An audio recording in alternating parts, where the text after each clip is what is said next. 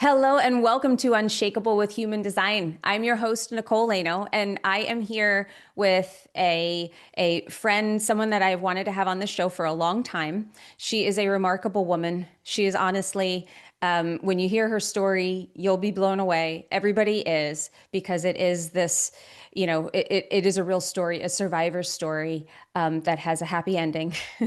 But I think the reason that I wanted to have her on is not just because of that story, but because of this transformation that I've watched her go through, and how every day seeing her step more and more into this light that she holds for everything that she is. It's so authentic. It's so her.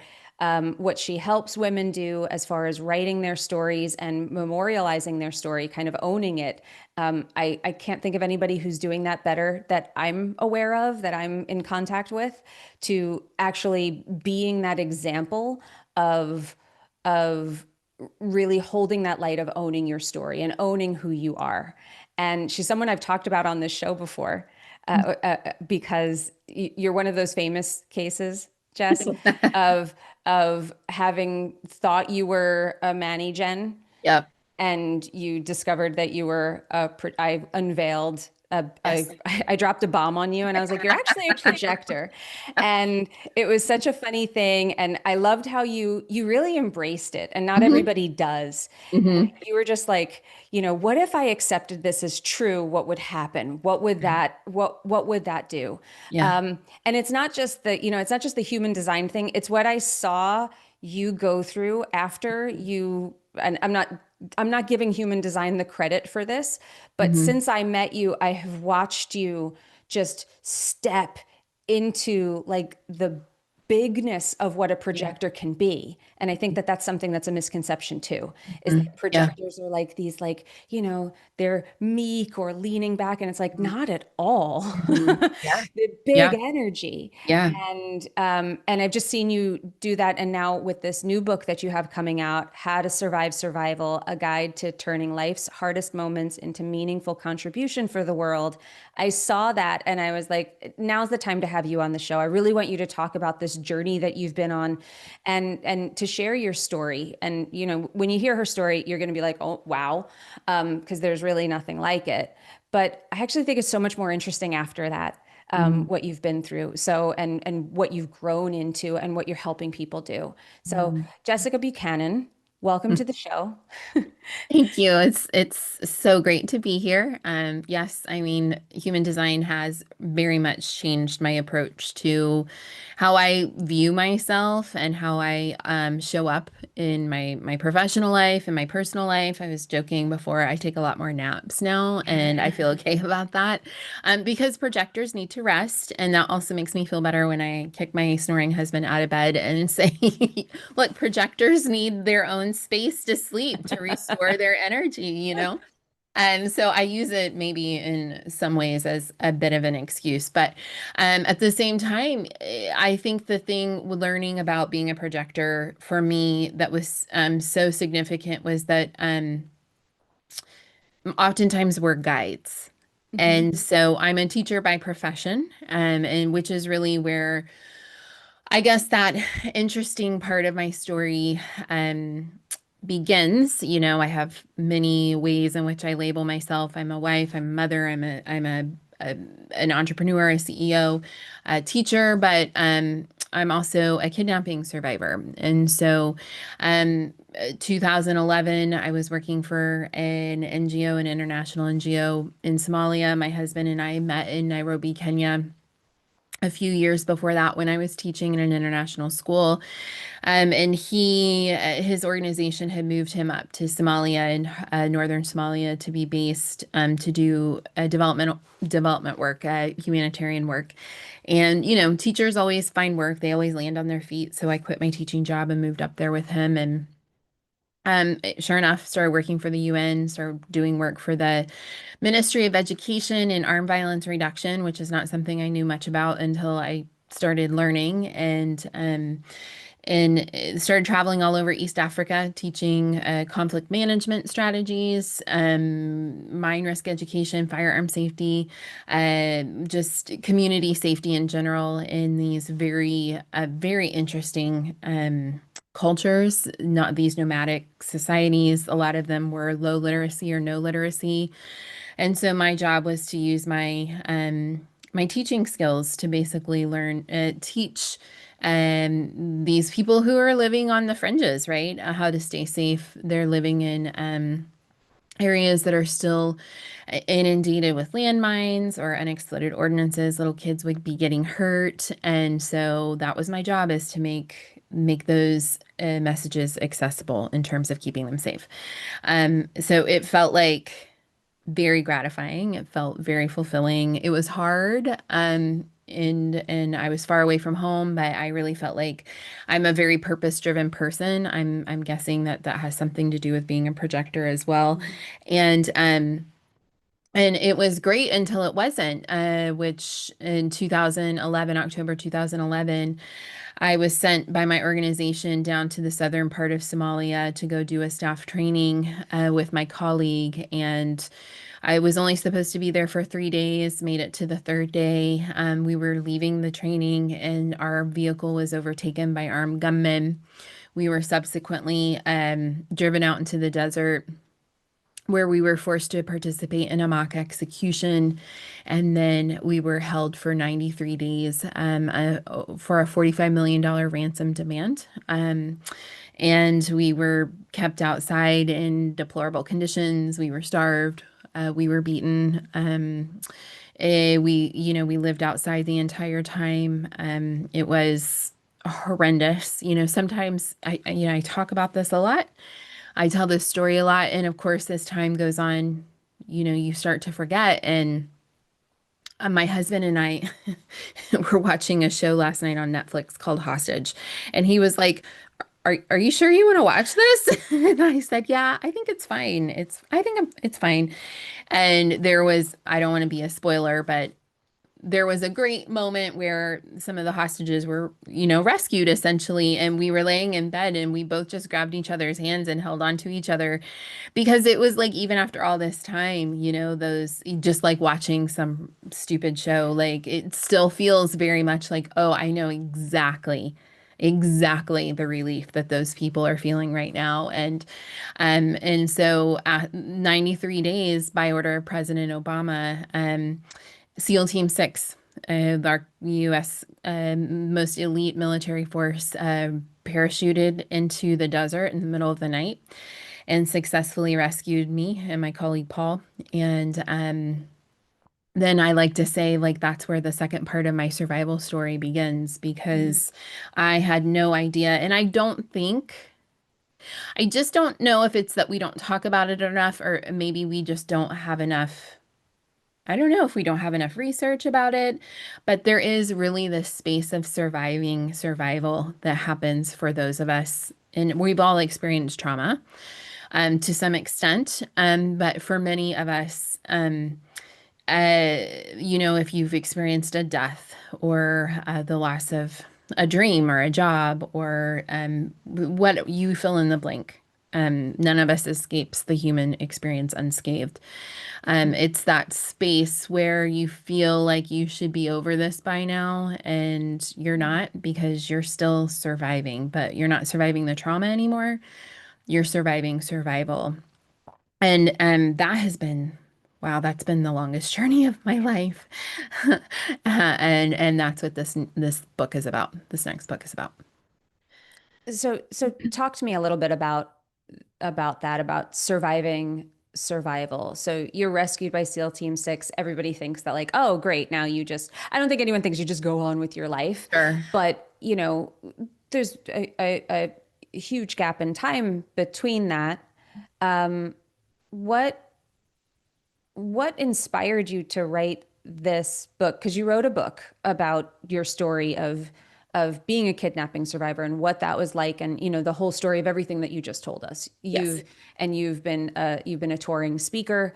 on that book, and I believe you've spoken at like the UN, and you've had all of these opportunities that have come from that.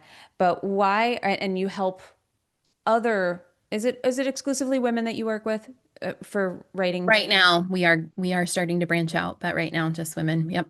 Because you have your publishing company where you publish memoirs and anthologies of Yep. women writing their story and owning their story.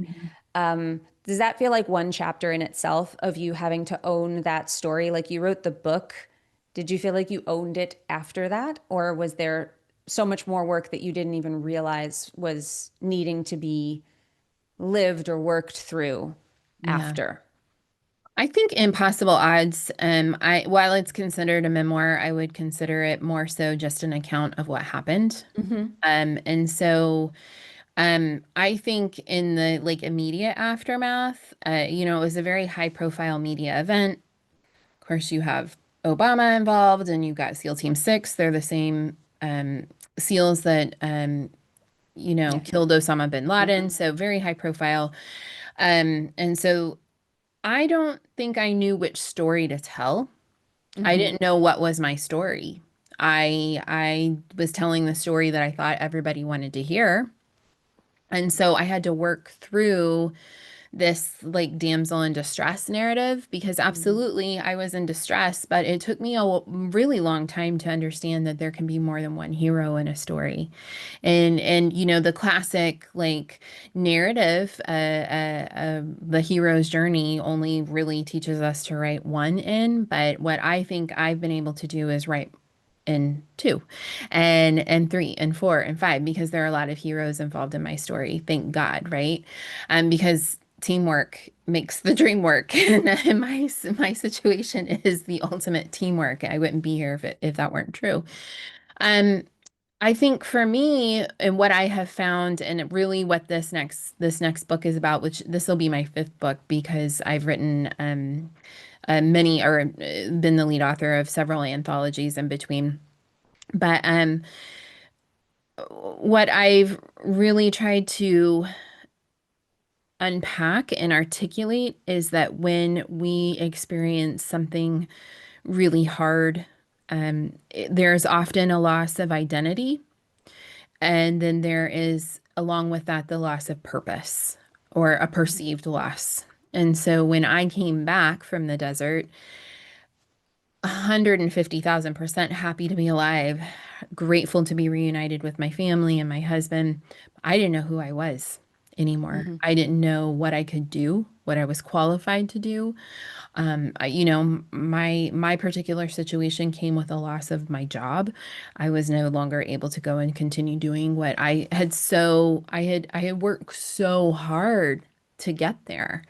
And then it was just poof, it was gone. I lost my home. We had to relocate back to the US, which my husband is not from the US, and so that was difficult. And then all of a sudden, I'm having a baby, which everybody was like, "Oh, how amazing!" And I'm like, "I'm not so sure about that." So then you got that secondary loss of identity, Hmm. and then and so I really struggled. I really wandered. I think understanding I was a projector, if I had understood that earlier, might have been very helpful for me. Hmm. I'm better late than never. But I think that, yes, it's in that space of the now what that really, really gets people stuck. And what I have attempted to do with this offering is I've interviewed 20 people who have been through their own crises, and I highlight how they have chosen to turn their pain into contribution, their horror into contribution. And some of it's big, some of them have created nonprofits, and then some of them have made a career change and decided to become massage therapists. So I try really hard to cover the whole spectrum, women and men, and I'm really proud of the people in the book, and I'm proud of being in this space and learning what I've learned so I can offer this. And I should say you're a 1-3 emotional projector, and you're on the cross of rulership. I think one of the things that's interesting about that is that it inherently comes with like power struggles and there's leadership Hmm. innate in that. And I think you have led yourself through all of these stages that you have been in. But Hmm. when you were explaining like that loss of identity, I think that that's something that people take for granted is the fact that like, I can't go back to being Jessica before this happened. Like, do you just like not even feel like the same person? Yeah, and I remember when I write about this, I remember exactly when I came to that realization. I tried to go back to teaching, and I was teaching in a Title I public school. I had a really cool teaching job. I was like teaching outdoor education. Like you couldn't have gotten any better. And I was sitting at a stoplight coming back from the grocery store, and it just hit me. I can't go back and do what I used to do because I have been changed on a cellular level. Mhm. So the person I was before, some of the things are the same. Like, yes, I still like garlic bread. And, yes, I love the ocean. Those things haven't changed, but my stress level and tolerance has changed because of PTSD. Mhm. The things that I used to believe were so black and white are now very, very gray. And what I want, who knows? That's such a moving target all the time. But what I feel like I can give to the world has changed because I'm a mother now, yes, and because I'm a person who carries around complex PTSD in this experience. And so, there's so much grief. And then there's probably I think it's is the stages of grief, but right, that newly added stage to the acceptance, the denial and the acceptance is meaning. And Mhm. so when you get to a place, what I really hope people understand is this when you're standing there and you're on the rubble of your life, you can still make something beautiful from that. You can still create something meaningful. it- Things take the time they need to take. Mhm. There is no hack, there's no shortcut. But I do believe that you can turn your pain into something purposeful if you want to. You don't have to, but it's an invitation. It's a choice Yeah. for sure. And I think that like that identity shift, we're all experiencing identity shifts if you're growing. Mhm. And you went through something traumatic that probably forced you to Yeah. grow into this next version of you. We think about the next version as always being like, oh, it's better, it's higher. It's like most of us walk through some kind of fire to get to that next version of ourselves. Or we find ourselves sitting in this moment saying, I don't know why I'm not connected to everything that I've always been connected to before. There's not always like a large scale traumatic event like you experienced, but I do think that that is a very human experience to, if you're paying attention.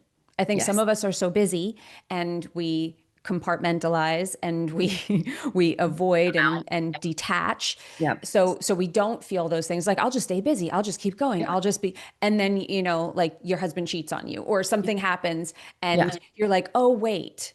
Yeah. And then you have the identity. So Right. sometimes it's the event that forces us to change.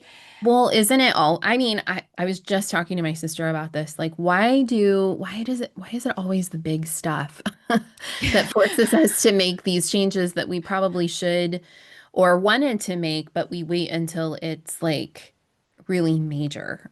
And maybe that's just me. Like I don't move until I'm forced to move. You'd think I'd like start learning that lesson a little bit more quickly, but I agree completely. I think it's one of those things, they say like, it starts as a whisper, but Mm. it's so easy to ignore a whisper.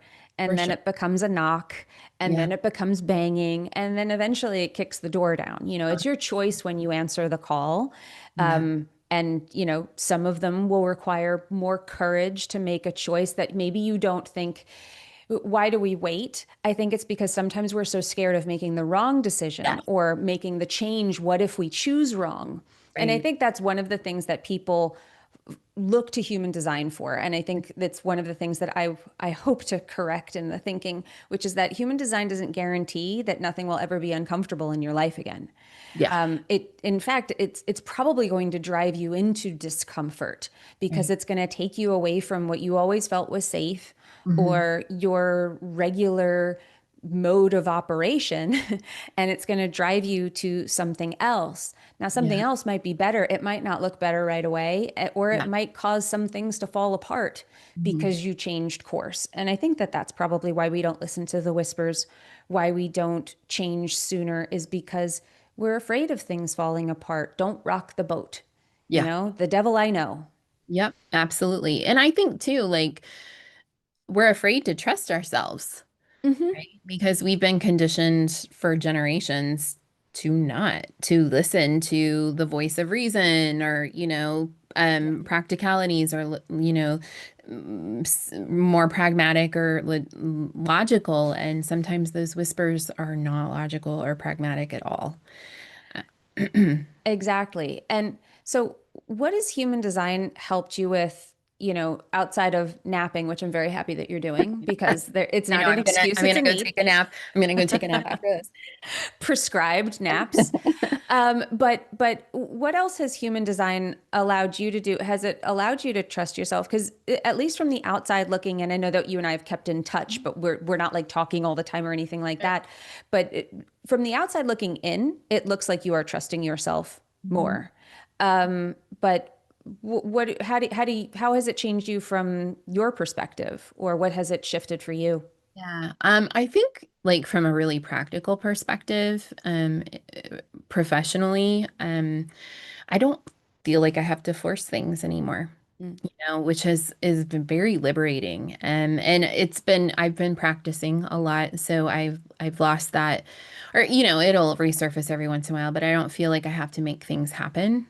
hmm And so there is this, I think, steadier trust within myself. And, I'm a person who's like, rejection is protection. And I really believe in the universe has got my back. And so, um, when it comes to like clients, for instance, or like prospective authors, you know, I'll have a call with someone.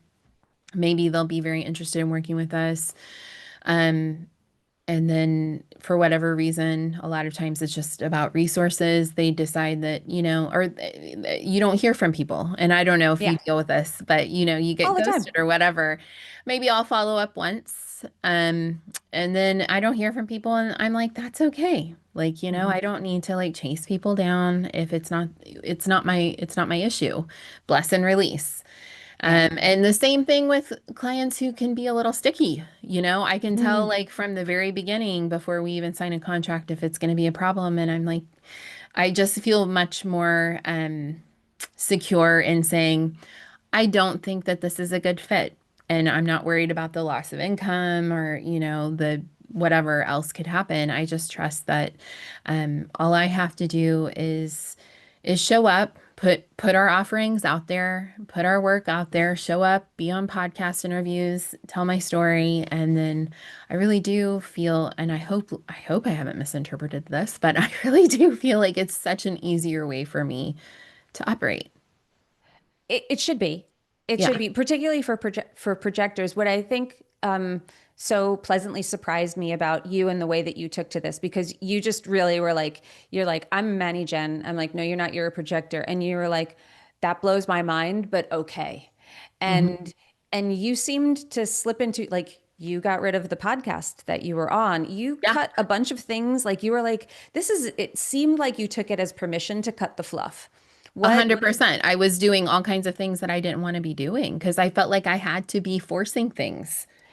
People ask me all the time. In fact, somebody I have to write back on Instagram wrote me. She was like, "Well, how do I quit my corporate job and work 3 to 4 hours a week without losing all of my income?" Hmm. And it isn't about the 3 to 4 hours, sorry, not 3 to 4 hours per week, 3 to 4 hours a day.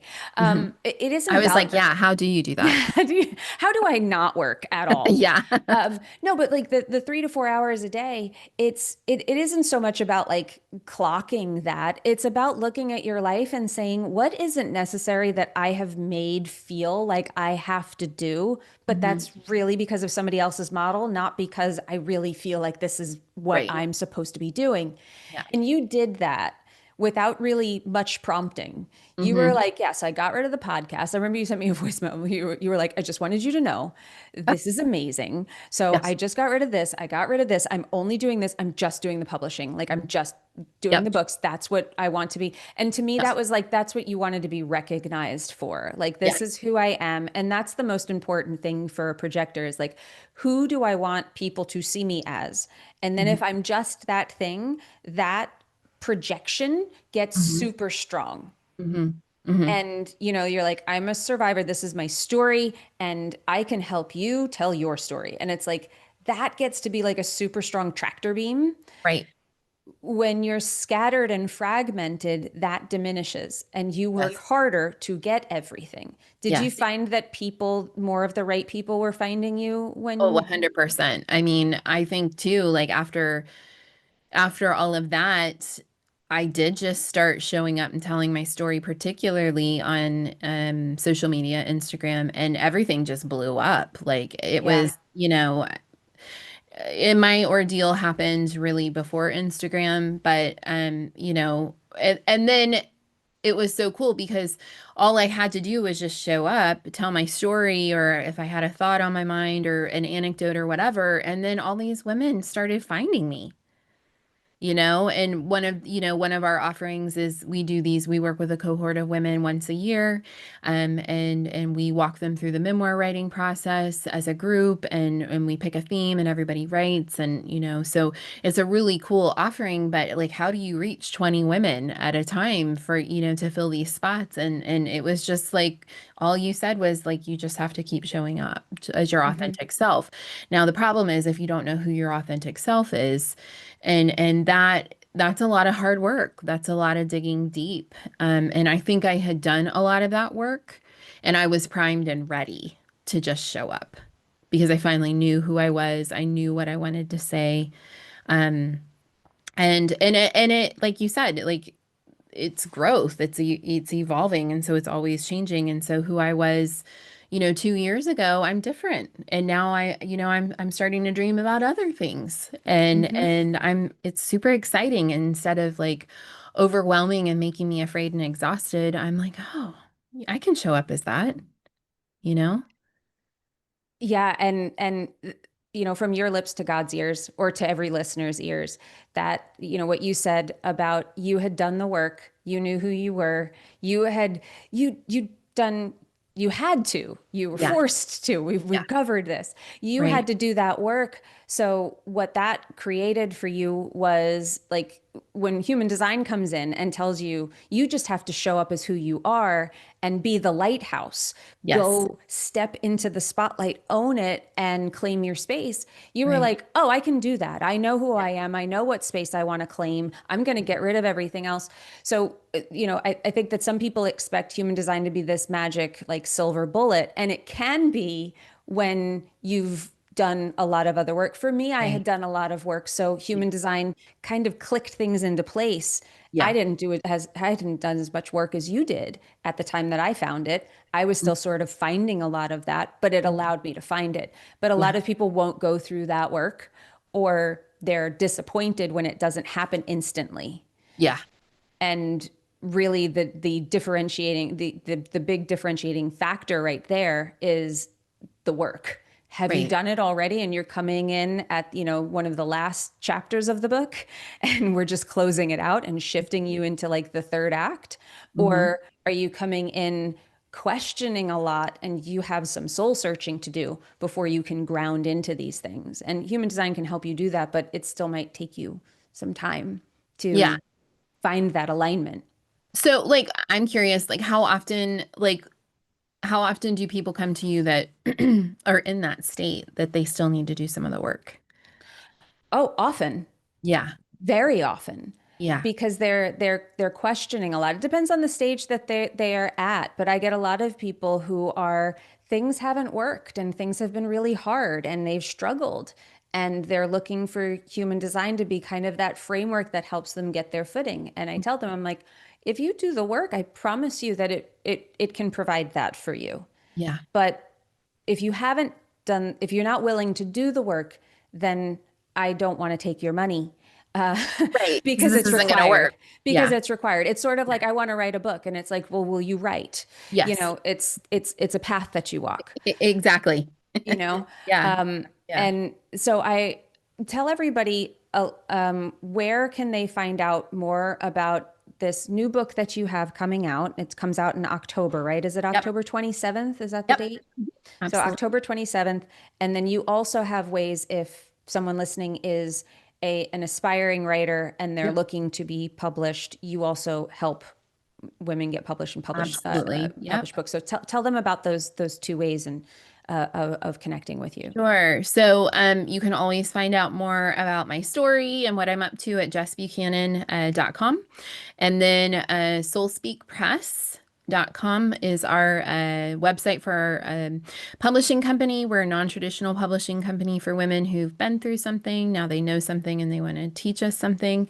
And so follow us, SoulSpeak Press or Jessica C. Buchanan on Instagram. We've always got something going on. Now we've got a writing retreat next year in Italy. Like, I mean, there's just constantly stuff that we're putting out. So it's super fun. And I don't think I'd be here if it weren't for you. So thanks, Nicole. Thank you. I don't know if I deserve that much credit, I but I'm mean, going I to just really do want to receive. give, please receive it. It really has made such a huge difference in my life. That So, means more to me than I could even say. And once again, the name of her upcoming book is How to Survive Survival: A Guide to Turning Life's Hardest Moments into Meaningful Contribution for the World. We will link everything up in the show notes for you so that you can get the details on that. You can order this book, pre-order it, please, and then stay in touch with Jess on Instagram. She has a wonderful feed over there where you can see her brand really in action, Jess C. Buchanan on Instagram. Thank you so much for being here. absolutely. Thank you for the invitation and I allowing just to show up. I appreciate you. And remember, in order to have an unshakable business, you must first become an unshakable human. So thanks for letting us help you become unshakable with human design. We'll see you next time.